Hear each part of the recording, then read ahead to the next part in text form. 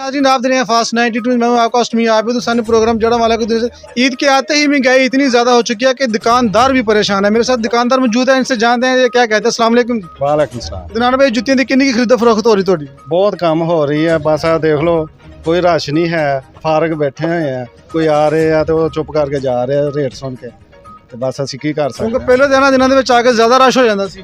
ਪਹਿਲੇ ਤਾਂ ਬਹੁਤ ਰਸ਼ ਸੀ, ਪਹਿਲੇ ਰੋਜ਼ੇ ਤੋਂ ਰਸ਼ ਹੁੰਦਾ ਸੀਗਾ, ਟਾਈਮ ਹੀ ਨਹੀਂ ਸੀ ਲੱਗਦਾ, ਰਾਤ ਨੂੰ 1-2 ਵਜੇ ਘਰ ਜਾਈਦਾ ਸੀ, ਥਕਾਵਟ ਹੋ ਜਾਂਦੀ ਸੀ। ਹੁਣ ਰਾਤ ਨੂੰ 9 ਵਜੇ ਘਰ, 8 ਵਜੇ ਘਰ, ਬਸ ਹੁਣ ਉਹ ਗੱਲਬਾਤ ਹੀ ਨਹੀਂ ਹੈ। पूरी फैमिली जुत्तियां ਲੈਣ ਵਾਸਤੇ ਆਂਦੀ ਹੈ, ਕਿੰਨੀ ਕੁ ਫੈਮਿਲੀ ਵਿੱਚੋਂ ਖਾਲੀ ਵਾਪਸ ਚਲੇ ਜਾਂਦੀ ਹੈ? ਬਹੁਤ ਖਾਲੀ ਵਾਪਸ ਜਾ ਰਹੀ ਹੈ, 1-2 ਜੁੱਤੀਆਂ ਲੈਣੀਆਂ ਹੁੰਦੀਆਂ ਵਾ ਤੇ ਬਾਕੀ ਸਾਰੇ ਵਾਪਸ ਕਹਿੰਦੇ ਉਹ ਪੁਰਾਣੀਆਂ ਪਈਆਂ, ਪਿਛਲੀ ਈਦ ਵਾਲੀ ਪਈ ਹੈ, ਸ਼ਾਦੀ ਤੇ ਲਈ ਸੀ ਉਹ ਪਈ ਹੈ, ਉਹੀ ਪਾ ਲੈਣੀ ਹੈ ਬਸ, ਕਿਉਂਕਿ ਪੈਸੇ ਨਹੀਂ ਹੈ ਲੋਕਾਂ ਕੋਲ ਆਟਾ ਨਹੀਂ ਲਿਆ ਜਾ ਰਿਹਾ। ਠੀਕ ਹੈ, ਉਹਨਾਂ ਜੁੱਤੀਆਂ ਕਿੱਥੋਂ ਲੈਣੀਆਂ? ਬਸ ਬੱਚਿਆਂ ਦੀਆਂ ਲੈਂਦੇ, ਕਿ ਬੱਚਿਆਂ ਨੇ ਜ਼ਿੱਦ ਕਰਨੀ ਹੁੰਦੀ ਕਿ ਸਾਨੂੰ ਜੁੱਤੀ ਚਾਹੀਦੀ ਹੈ, ਪਾਪਾ ਜੁੱਤੀ ਲੈਣੀ, ਮੰਮਾ ਜੁੱਤੀ ਲੈਣੀ, ਉਹਨਾਂ ਨੂੰ ਲੈ ਕੇ ਦੇ ਰਹੇ ਆਪਣੀ ਉਸਤ ਨੇ।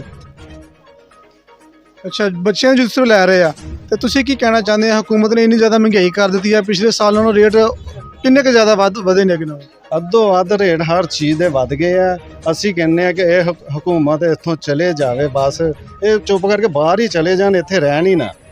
ਠੀਕ ਹੈ, ਇਹਨਾਂ ਨੂੰ ਫਿਰ ਮਹਿੰਗਾਈ ਘਟ ਜਾਏਗੀ ਇਨਸ਼ਾਅੱਲਾ, ਘਟੇਗੀ, ਇਮਰਾਨ ਖਾਨ ਆਏਗਾ ਘਟੇਗੀ, ਲੇਕਿਨ ਅਸੀਂ ਕਹਿੰਦੇ ਇਹਨਾਂ ਨੂੰ ਅਸੀਂ ਕੁਛ ਨਹੀਂ ਕਹਿੰਦੇ, ਸ਼ਬਾਜ਼ ਸ਼ਰੀਫ ਨੂੰ, ਇਹਨਾਂ ਨੂੰ ਨੂਨ ਲੀਗ ਵਾਲਿਆਂ ਨੂੰ ਕੁਛ ਵੀ ਨਹੀਂ ਕਹਿਣਾ, ਇਹ ਜੇਲ੍ਹ 'ਚ ਵੀ ਨਹੀਂ ਅਸੀਂ ਇਹਨਾਂ ਨੂੰ ਦੇਵਾਂਗੇ, ਲੇਕਿਨ ਇਹ ਬਾਹਰ ਚੱਲ ਜਾਣ, ਉੱਥੇ ਹੀ ਰਹਿਣ, ਸਾਡੀ ਜਾਨ ਛੱਡ ਦੇਣ, बस ਸਾਨੂੰ ਸਕੂਨ हो जाए। बिल्कुल, दुकानदारों का भी यही कहना है कि आटा तो मिल नहीं रहा आवाम को, तो आवाम जूतियाँ कहाँ से खरीदेगी? मेरे साथ खरीदार भी मौजूद है, उनसे भी जानते हैं वो इस हवाले से क्या कहते हैं। अस्सलाम वालेकुम। वालेकुम सलाम।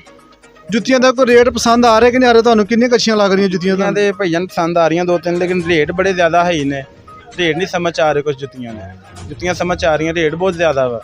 ये पसंद भी आ रही हैं लेकिन रेट ज़्यादा नहीं है तो खरीद बहुत ज़्यादा नहीं, रेट अगे नालों 3 गुना ज़्यादा होए ने, नहीं समझ आ रहा।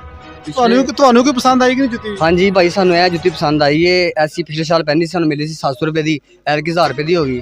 ਦੇਖੋ ਕਿੰਨਾ ਰੇਟਾਂ 'ਚ ਫਰਕ ਆ ਗਿਆ ਹੈ। ਡਬਲ ਰੇਟ ਵੱਧ ਗਿਆ ਹਰ ਚੀਜ਼ ਹਾਂਜੀ, ਦੇ। ਪਿੱਛੋਂ ਕਹਿ ਰਹੇ ਨੇ ਦੁਕਾਨਦਾਰ ਕਹਿ ਰਹੇ ਕੈਮੀਕਲ ਮਹਿੰਗੇ ਹੋ ਗਏ, ਪਿੱਛੋਂ ਬਹੁਤ ਰੇਟ ਵੱਧ ਗਿਆ ਹੈ, ਕੈਮੀਕਲ ਮਹਿੰਗੇ ਹੋ ਗਏ, ਫਰਨੀਚਰ ਮਹਿੰਗੀ ਹੋ ਗਈ, ਲੇਕਿਨ ਅਸੀਂ ਅਫੋਰਡ ਨਹੀਂ ਕਰ ਸਕਦੇ ਹੈਗੇ, ਮਾੜੇ ਬੰਦੇ ਹੈਗੇ ਆ, ਲੇਕਿਨ ਉਹਨਾਂ ਕੋਲ ਮਹਿੰਗਾਈ ਥੋੜਾ ਕਮ ਕਰਨ।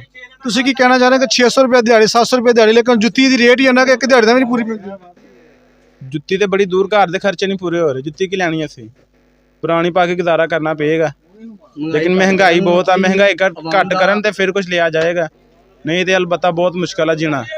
ਮਹਿੰਗਾਈ ਦਾ ਕੋਈ ਖਿਆਲ ਕਰਨ, ਕੋਈ ਘਟਾਉਣ ਵਧਾਉਣ, ਪਤਾ ਕੀ ਗੱਲ ਆ, ਬਹੁਤ ਫਰਕ ਪੈ ਗਿਆ ਹੈ ਵਾ, ਹਰ ਚੀਜ਼ ਨੂੰ ਅੱਗ ਲੱਗ ਗਈ ਭਾਣ। ਹਾਂਜੀ, ਸਾਡਾ ਇਹੀ ਕਹਿਣਾ ਵਾ ਕਿ ਪਤਾ ਕੀ ਗੱਲ ਆ, ये देखो ना हर चीज़ से आगे लगी है, हर चीज़ ना। जी बिल्कुल दुकानदारों का और खरीदारों का यही कहना है कि महंगाई ज़्यादा होने की वजह से हम लोग परेशान हैं, दुकानदार भी परेशान है और खरीदार भी इस हवाले से परेशान है। जी।